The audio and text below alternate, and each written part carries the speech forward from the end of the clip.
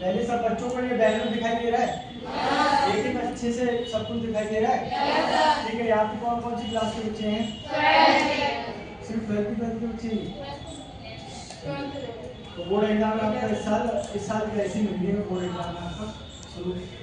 तो पहले मैं अपने परिचय की बात करता हूँ। सबसे पहले किसी के बारे में जानकारी लेते हैं, कोई भी आपको जानकारी देने के लिए आता है, उसके बारे में जानना चाहिए कि वो आपको समझाने के लिए खड़ा हुआ, उसने क्या क्या किया है और वो किस परिस्थिति से गुजरा है, किस रास्ते पर चल रहा है, क्या हमको कुछ बता पाएगा, क्या हमको कुछ सिखा पाएगा कि नहीं। ठीक, पहले तो हम अपने बारे में बात करते हैं कि मेरा नाम वासु राइडर है, वो नीचे भी लिख रहा है, यूट्यूब, इंस्टा, गूगल, फेसबुक। ठीक है, आप मुझे कहीं पे भी सर्च मार के देख सकते हैं। मैं नहीं कहता किसी से मुझे इंस्टा पर फॉलो करो, यूट्यूब पर सब्सक्राइब करो या फेसबुक पर फॉलो करो, मुझे गूगल पे सर्च मार के देखेंगे, गूगल पे भी मेरा नाम आएगा। ठीक है, तो ये मेरा नाम है वासु राइडर। तो मैं आगरा का रहने वाला हूँ, जो कि यहाँ से समथिंग 100 किलोमीटर में ही है। और वहाँ से आप सोच रहे होंगे कि यार कल परसों ही चले होंगे और यहाँ पे आगे इतनी बड़ी बड़ी बातें कर रहे हैं। मैं कल परसों नहीं चला हूँ, मैं वो चलते हुए वहाँ से 8 महीना हो गया।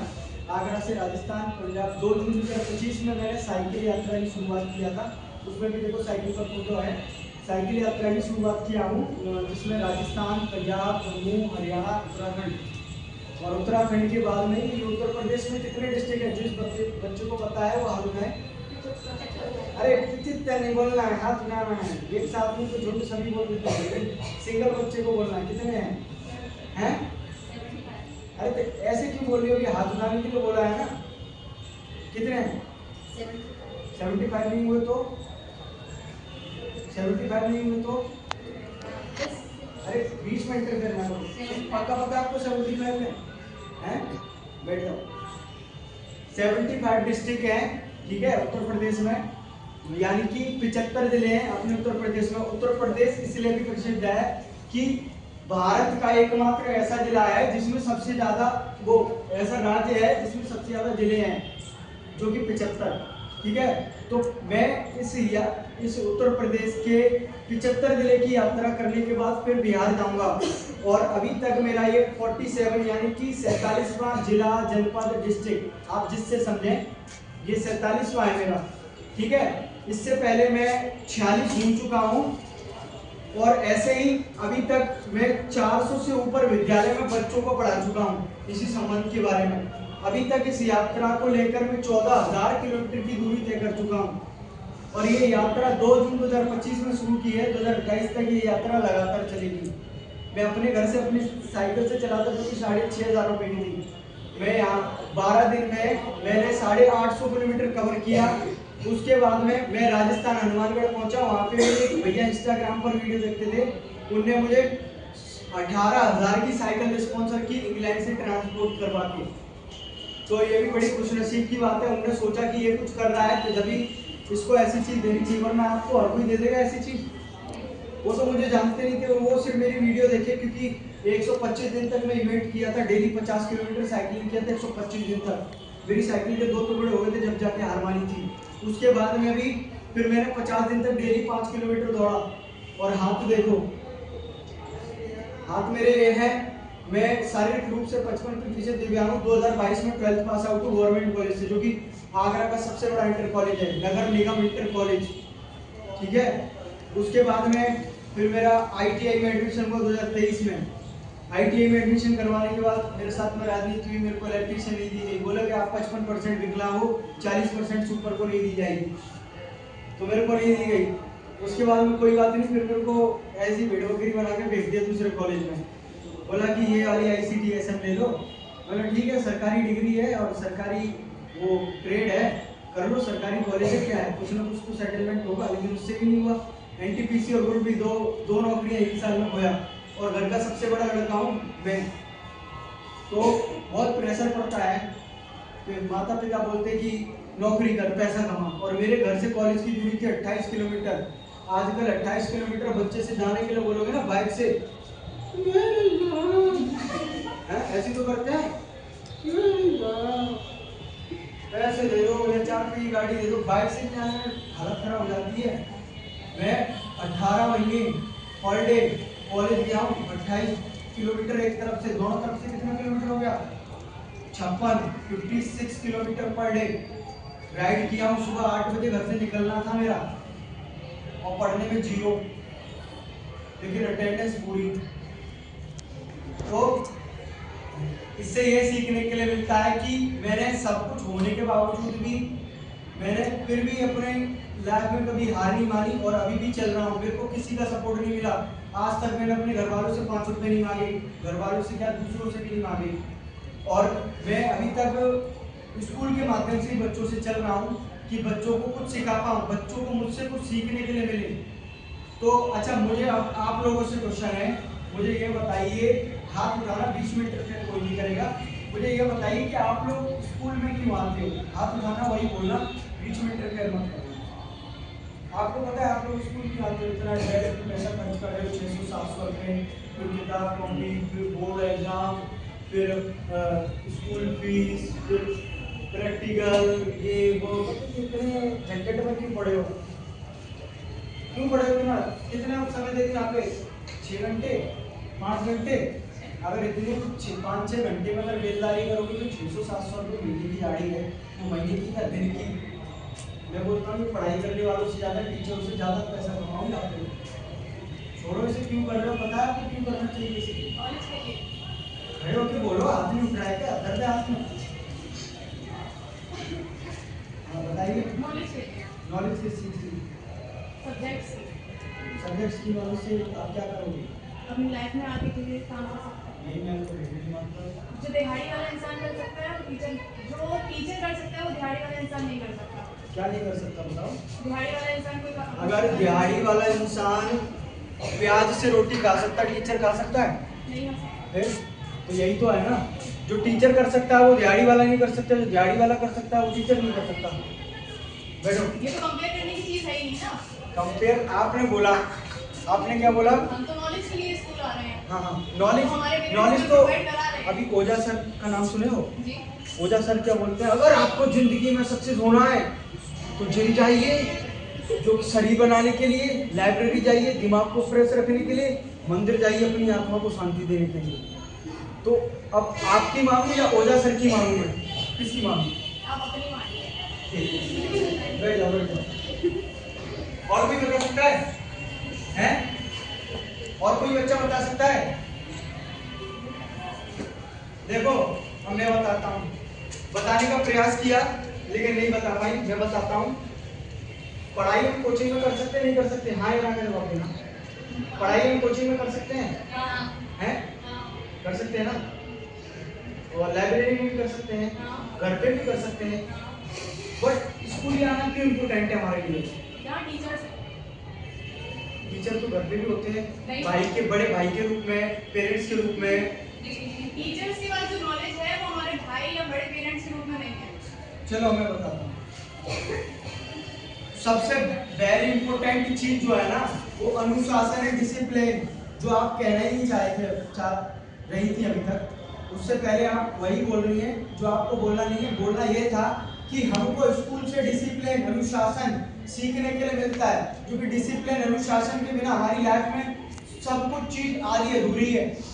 अब घर में क्या है, सुबह 4 बजे उठ जाओ, किताब खोल के बैठ जाओ, सुबह 4 बजे अगले दिन उठो, खाना लेके बैठ जाओ, सुबह 4 बजे अगले दिन उठो, रनिंग करने निकल जाओ। ये अनुशासन नहीं है, डिसिप्लिन नहीं है। अब हमको पता है स्कूल की छुट्टी हमारी संडे को रहती है, किसी फेस्टिवल वाले दिन रहती है या जयंती वाले दिन रहती है, बाकी पर डे हमको सुबह 7:30 बजे गर्मी में स्कूल पहुंचना है। पहली फिर प्रेयर होगी आधे घंटे या 15 मिनट 20 मिनट, उसके बाद में फिर हमारा फर्स्ट पीरियड लगेगा इन मैम का, सेकंड पीरियड लगेगा उन सर का, थर्ड पीरियड लगेगा उन मैम का, उसमें कुछ पीरियड में हमको ये पढ़ाएंगे। सही बोल रहा हूँ गलत बोल रहा हूँ? हैं? अब समझ में आ गया स्कूल क्यों आते हैं? स्कूल आने से हमें ये सीख मिलती है, पढ़ाई तो हम कहीं भी कर सकते हैं लेकिन अनुशासन, discipline is very important for everyone life. यानी कि अनुशासन, डिसिप्लिन हर किसी की लाइफ में बहुत ही आवश्यक चीज है। ठीक है, तो अनुशासन के लिए हमको विद्यालय आते हैं। मान लीजिए सभी बच्चे ड्रेस में, तो ये एक समान है, सारे बच्चे एक समान है ना, ये भी एक अनुशासन, एक डिसिप्लिन है। ठीक है, याद रहेगा हम स्कूल क्यों आते हैं? Yes. कोई आके पूछे आपसे बता पाओगे? हाँ, तो एक बच्चा खड़ा हो जाओ, कोई भी हाथ खड़ा करके बताओ मैंने जो समझाया।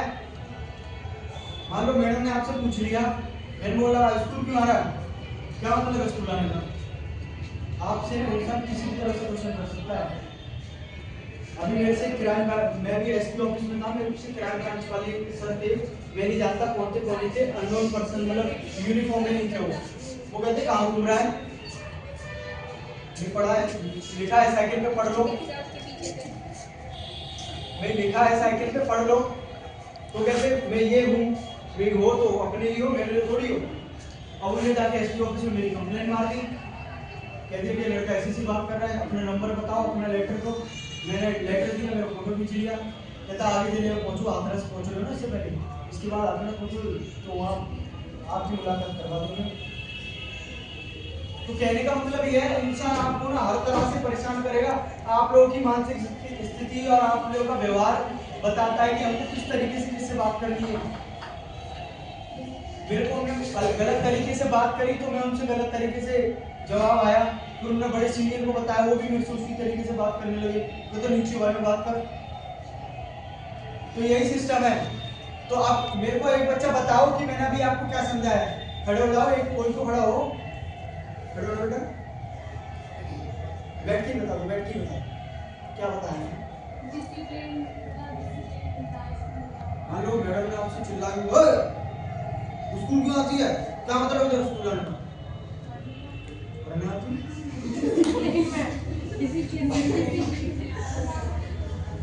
और क्या सब टाइम पास करने आए हैं? अभी समझ में नहीं आया आपके? पढ़ने नहीं आती। डिसिप्लिन को हिंदी में क्या बोलते हैं? ठीक है, तो याद रहेगा। तो ऐसे ही आपका स्कूल आना इसलिए जरूरी है, किस लिए जरूरी है? अनुशासन, डिसिप्लिन मिलता है हमको कि हमको मतलब अच्छी पढ़ाई लिखाई करेंगे डिसिप्लिन के साथ में, तो हम एक अच्छे पद की प्राप्ति कर पाएंगे, नौकरी की प्राप्ति कर पाएंगे, जब भी अपने पेरेंट्स की ख्वाहिशें पूरी कर पाएंगे, मम्मी को 4 पहिए गाड़ी, पापा को हेलीकॉप्टर दिलवा पाएंगे, भाई की कार में वो भाई की शादी में कार मांग पाएंगे।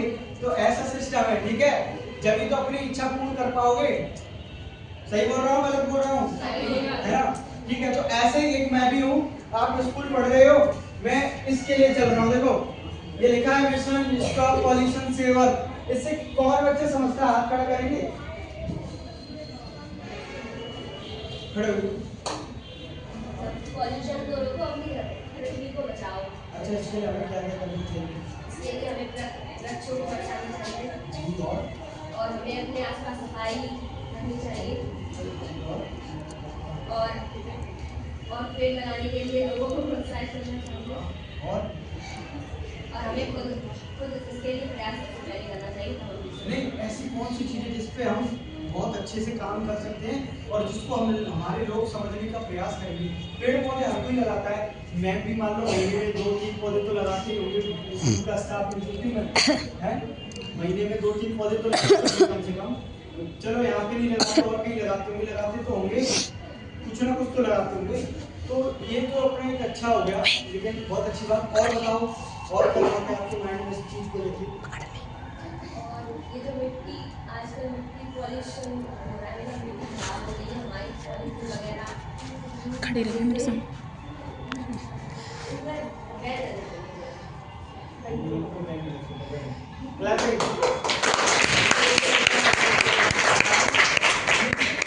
बहुत अच्छा बताया, लेकिन जिस रास्ते पर मैं चल रहा हूँ उस रास्ते पर नहीं पहुँच पाएंगे, मोटा मोटा होता है। अब बाकी मोटा मोटा इन्हें बता दिया, पतला पतला नहीं बता देता हूँ। तो इनमें बहुत अच्छी बात है, यही हमारी देश की युवा टीम कर रही है, ठीक है, एक एनजीओ के तौर पर, एनजीओ बन के। और मैं जिसके लिए चल रहा हूँ वो मैं आपको समझाना चाहता हूँ कि मैं परसों कासगंज था, एक लड़का मुझे मिला कि उसका एक दोस्त था, तो वो बाइक से जा रहा था, वो हेलमेट नहीं लगाया था, ज़्यादा उम्र नहीं थी, 20-22 साल उम्र थी, पल्सर गाड़ी थी, तो उधर रोड बन रहा है, अब वो हेलमेट नहीं लगाया था, अचानक से स्लिप हुई, बैरिकेड में पड़ी और सर उसका दीवार में पड़ा, खून निकला, ऑन द स्पॉट खत्म। क्या ले गया? कुछ नहीं, माता पिता ने उसे पाल पोस कर इतनी ख्वाहिशें पूरी करके इतना बड़ा किया, 24-25 साल का किया। डांस कर रहा है क्या तेरे को? 24-25 साल का किया, ठीक है। उसके बाद में 2 पल में पलक झपकते ही चले गया। क्या ले गया? कुछ नहीं, अपने माँ बाप का सर दर्द और बढ़ा गया। ऐसे कल मुझे 2 लड़के मिले, मेरा भाई आप जिस भी चीज की तैयारी करो, आपको कहीं भी किसी भी डिस्ट्रिक्ट में सेंटर पड़े उत्तर प्रदेश में, आप मुझे फोन करें, मैं आपकी रुकने खाने की व्यवस्था करूंगा। लेकिन आपसे मेरी एक शर्त है। 2 लड़के थे, बाइक पर चल रहे थे। बोला आपसे मेरी एक शर्त है कि आप आज के बाद बिना हेलमेट लगाए बाइक नहीं चलाओगे। मेरा हेलमेट अभी बाहर है, मेरे को कंपनी ने 2-2.5 रुपए का मेरी हेलमेट स्पॉन्सर किया है।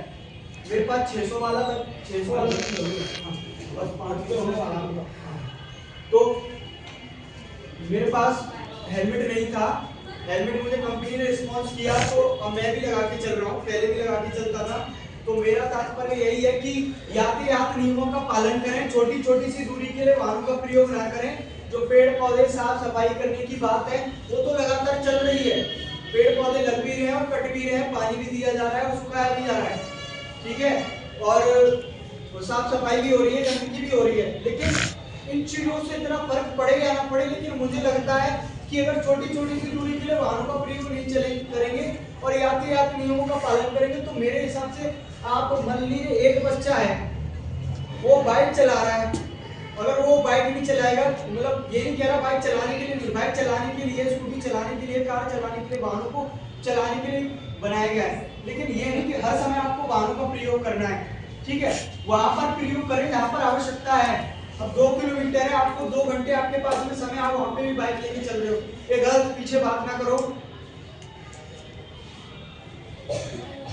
तो 2 घंटे आपके पास में और आपको 2 किलोमीटर चलना है, तो वहां पे आप बाइक का प्रयोग ना करें। वहां पे साइकिल या पैदल चलेंगे तो आपका शरीर भी चलेगा, आप भी लंबे समय के लिए जियोगे और एक्सीडेंट केसेस से बचोगे, ट्रैफिक से बचोगे, अपने लाइफ से भी बचोगे, बहुत कुछ फायदे हैं। क्यों, सही बोल रहा हूँ? बस सही बोल रहा हूँ ना?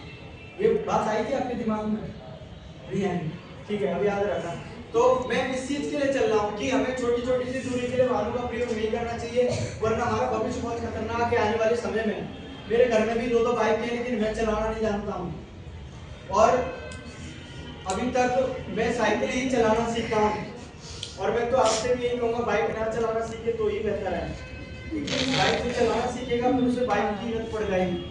तो ये है हमारा पहला मिशन स्टॉप पॉल्यूशन सेवर की यातायात नियमों का पालन करें, पेड़ पौधों की रक्षा करें, पानी दें और साफ सफाई रखें, अपने घर, विद्यालय, कॉलेज, कोचिंग जहाँ भी हुआ वहाँ साफ सफाई रखें। उसके बाद में छोटी छोटी सी दूरी के लिए वाहनों का प्रयोग ना करें, खुद भी ना करें और दूसरों को भी समझाएं, अपने घर के बड़े छोटे भाई बहनों को भी समझाएं, ठीक है। दूसरा मिशन ये लिखा है right dedicate to disabled people.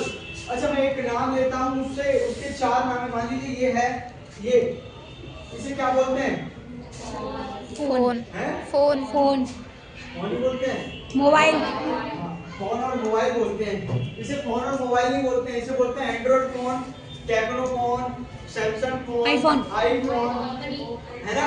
तो इसका मतलब ये है, मैंने आपको इतने नाम इसलिए इतने नाम मैंने आपको इसलिए बताए क्योंकि एक ही चीज के कई नाम हैं, ठीक है, एक ही चीज के काफी नाम हैं, तो इसलिए मैंने इसका ये बताया आपको। मैंने इसलिए आपको ये बताया कि एक ही चीज के कई नाम हैं,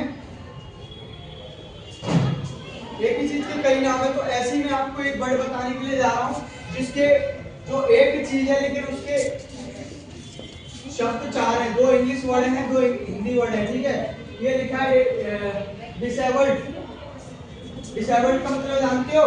डिसेबल्ड ये इंग्लिश वर्ड है। दूसरा हैंडीकैप, ये भी इंग्लिश वर्ड है। तीसरा दिव्यांग, ये हिंदी वर्ड है। चौथा विकलांग, ये भी हिंदी वर्ड है। इससे अगर कोई बच्चा समझता है तो हाथ उठाएं। समझता है? कोई समझता है बच्चा? जी समझते, ठीक है, मैं बताता हूँ।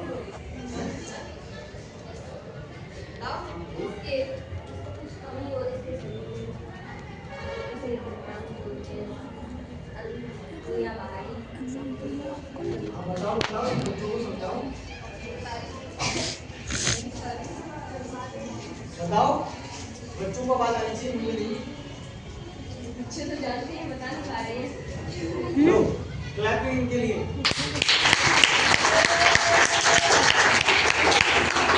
ये लड़की 2 बार खड़ी हुई और दोनों बार बिल्कुल सही चीज बताई है उन्होंने, ठीक है, बहुत अच्छे। गुड। ये सबसे पहले ना आपको खुल के बोलना सीखना पड़ेगा। अगर आप खुल के नहीं बोल पाते हो तो मुझे लगता है कि आप कुछ नहीं कर पाओगे। कुछ इसलिए नहीं कर पाओगे क्योंकि अगर आपको 10 आदमी के बीच में खड़ा कर दिया ना तो आप ऐसे कांपने लगोगे, फिर वो डर को कहीं ना करेगा।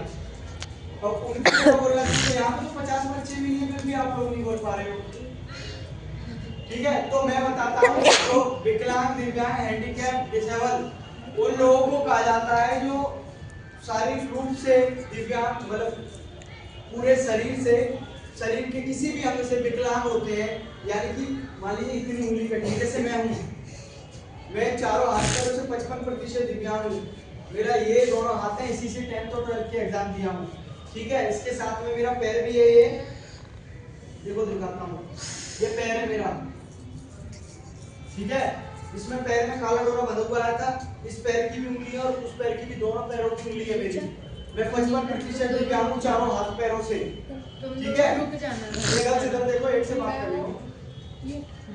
तो मैं 55% दिव्यांग हूँ चारों हाथ पैरों से, और मैं अपने जैसे लोगों को प्रेरणा देने के लिए, उत्साहित करने के लिए, उत्साहवर्धन करने के लिए इस यात्रा की शुरुआत किया हूँ कि मैं इतना सब कुछ ना होने के बावजूद इतना कुछ बेड़ा लेके चला हूँ, जो कि 2 जून 2025 में शुरू किया है। अभी 8 महीने हो चुके हैं, 2028 तक लगातार चलूंगा मैं, ठीक है।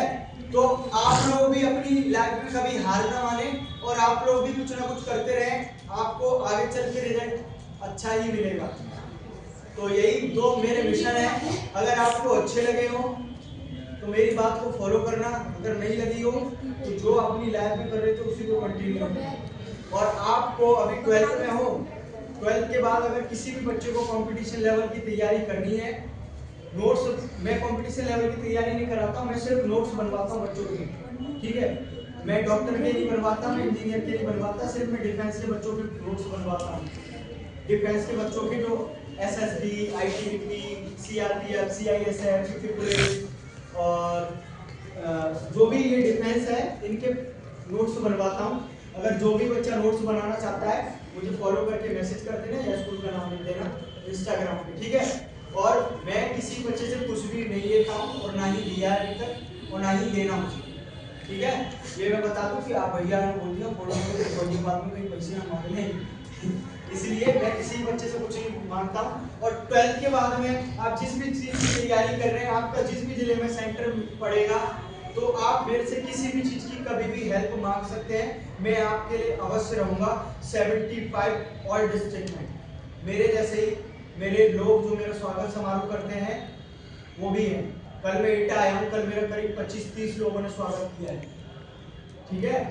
तो जय हिंद, वंदे मातरम, all everyone student, thank you so much.